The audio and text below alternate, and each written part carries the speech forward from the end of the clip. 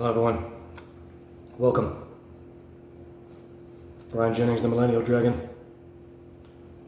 This channel exists to discuss the nature of my relationship with a very powerful Hollywood impresario. I'm not going to say his name, but it's in the description of the channel. So he took it upon himself to groom me, per his standards, to be the actor who played the movie critic. And so when I didn't bend to his psychic will at a screening of Jackie Brown, I have the ticket somewhere, last year at De Niro Con at Tribeca, he and the people closest to him entered into a campaign first to make me seem insane and compel me to suicide or permanent hospitalization, and now they've descended into real nasty, ugly black magic evil towards the same end. And so this channel exists primarily because I feel that I have no recourse. I could do the same things, but then my immortal soul is gone forever, and he has all the money in the world. So, like, would he actually murder me? I don't think that he's prepared to endure what I have. And so it's hitting a fever pitch. It's getting worse every day. I guess he wants me to be permanently hospitalized. Hospitals can't help me. They can't. It doesn't work that way. That he spent so much time remote viewing me that we have a palpable psychological and psychic connection which will endure until the end of time. And so I try to see the good. Try to see the good. If you recall, I made a video yesterday discussing how I'm not going to be talking about him anymore. And then I made a video earlier today about how, while that is true, it's also letting him being a bully win.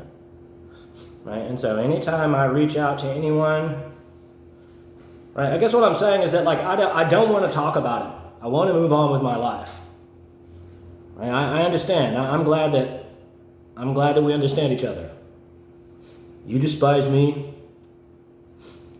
I blew it per Hollywood standards. Hollywood ain't for me. That's fine. But is it a death sentence? That's right. Clairvoyant game. Dangerous, dangerous visions of evil he plagues my mind with. All that he can deny. And so I've got my mom calling his agent, Mike Simpson, and I'm calling his agent as well every day. This isn't about money. This isn't like he keeps thinking that, like, I'm going to sue him.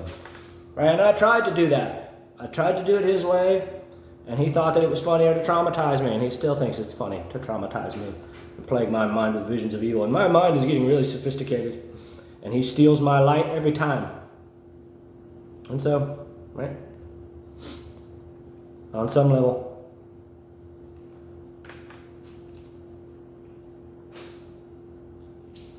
I'd like to hope that he's moving on with his life, as I am trying to. We both have this facility, the psychic clairvoyant facility, referred to in centuries past as magic and sorcery. It's the same things. It's a novel neuronal firing in the brain, physically, in the physical structure of the brain, pushed out as an electric membrane of intention.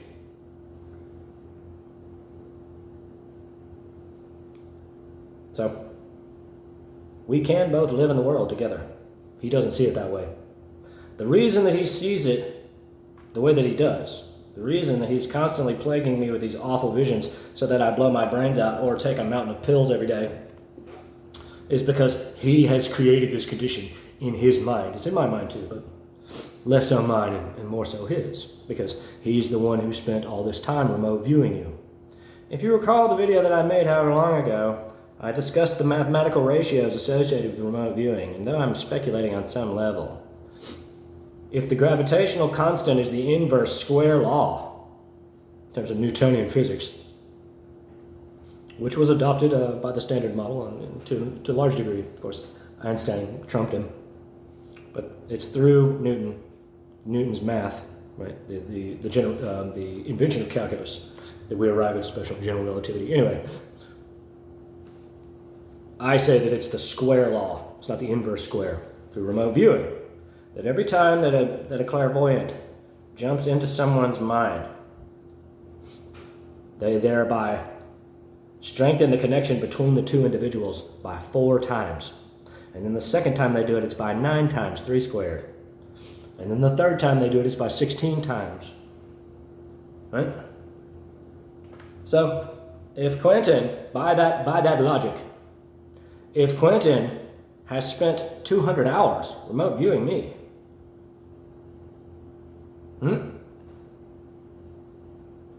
that's 40,000, isn't it?